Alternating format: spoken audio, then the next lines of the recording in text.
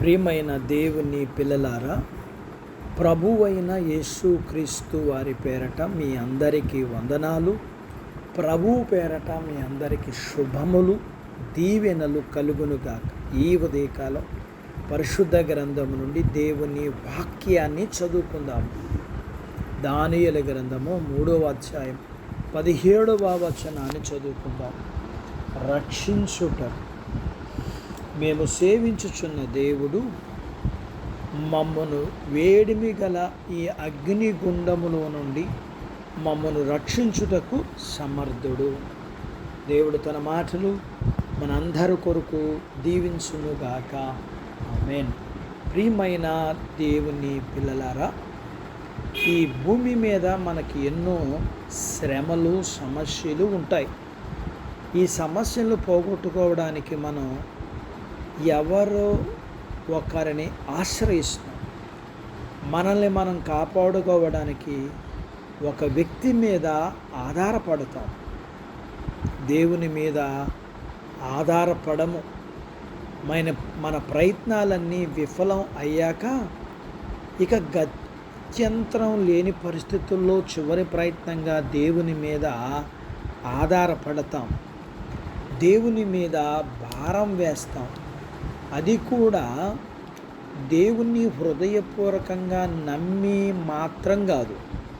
మనకి ఏదైనా కష్టం వచ్చినా, సమస్య వచ్చినా వెంటనే దేవుడు మనకు గుర్తుకు రాలేదు అంటే మన కష్టాలు, బాధలు తీర్చడానికి ఆయన సమర్థుడు కాడు అని భావిస్తున్నట్లు.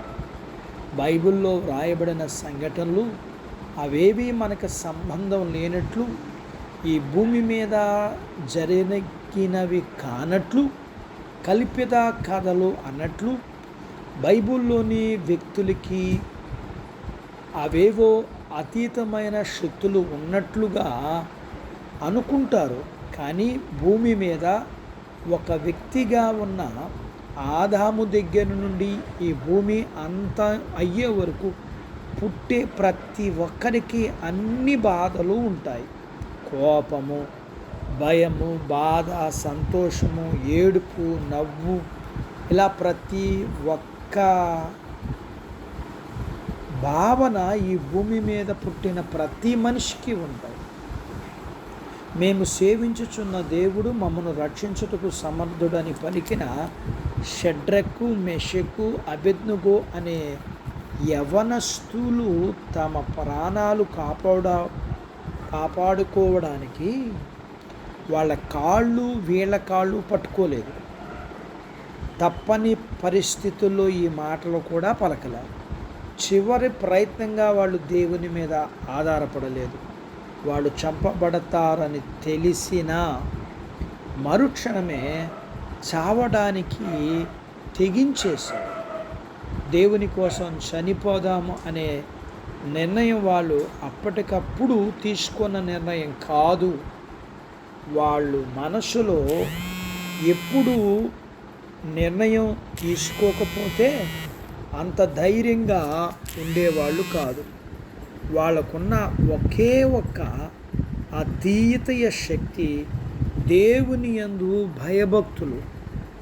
దేవుని యొక్క శక్తి సామర్థ్యాలను వాళ్ళు నమ్మారు కాబట్టి రక్షించుటకు సమర్థుడని చివరి వరకు నిలబడ్డారు.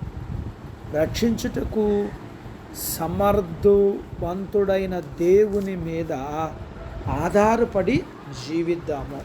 అట్టి బాధ్యత దేవుడు మనకు దయచేయునుగాక. దేవుడు తన మాటలు మన కొరకు దీవించునుగాక. ఆమేన్. ప్రార్థించుకుందాం. నాతో పాటు ఏకీభవించండి. మమ్ములను మిక్కిలిగా ప్రేమించిన మా ప్రియ పరలోకపు తండ్రి, మీ పరిశుద్ధ నామమును బట్టి మీకు వందనాలు. ఈ ఉదయకాలం మీ పాదాల దగ్గర మీ లేఖనాన్ని నేర్చుకుని మీ లేఖనపు సత్యాన్ని మేము తెలుసుకోవడానికి సహాయం చేశారు. అందును బట్టి మీకు వందనాలు చెల్లిస్తున్నాం. మేము ఈ భక్తుల్లాగా మా ప్రభువా, మేము మీ యందు భయభక్తులు కలిగి మిమ్మల్ని ప్రేమించి మిమ్మల్ని విశ్వసించి మీ మీద ఆధారపడగలిగిన వారుగా ఉండగలిగిన బాధ్యత మాకే ఉంది. మీ పిల్లలను దీవించండి. చిన్న బిడ్డలను, యవనస్తులను, వృద్ధులను, స్త్రీలను, పురుషులను దీవించండి. వారి చదువుల్లో ఆరోగ్యాలు, వారి యొక్క ఉద్యోగ ప్రయత్నాల్లో విజయాన్ని ఇవ్వండి. చేస్తున్న ఉద్యోగాలలో ప్రవ్వా మీరు ప్రమోషన్స్ ఇవ్వండి. చేతి పనులు, వ్యాపారాలు, పొలాలు, పశువుల్ని దీవించండి. వివాహాలు కానివారు అవ్వటానికి, వివాహాలు అయ్యి గర్భఫలములు లేకున్న వారికి గర్భఫలాలు ఇవ్వండి. గర్భఫలములు కలిగిన వారికి సుఖ ప్రసూతి, ప్రసూతైన తల్లి పిల్లలకు ఆరోగ్యాలు ఇవ్వండి. ప్రభువా మీకు వందనాలు. మీ పిల్లల్ని అన్ని విషయాల్లో ఆశీర్వదించండి. మీ పిల్లలకు ఉన్న అవసరతలు, సమస్యలు, బలహీనతలు, ఉన్న రుణాలు కూడా తీర్చి మీ పిల్లల్ని మీరు సిద్ధపరిచి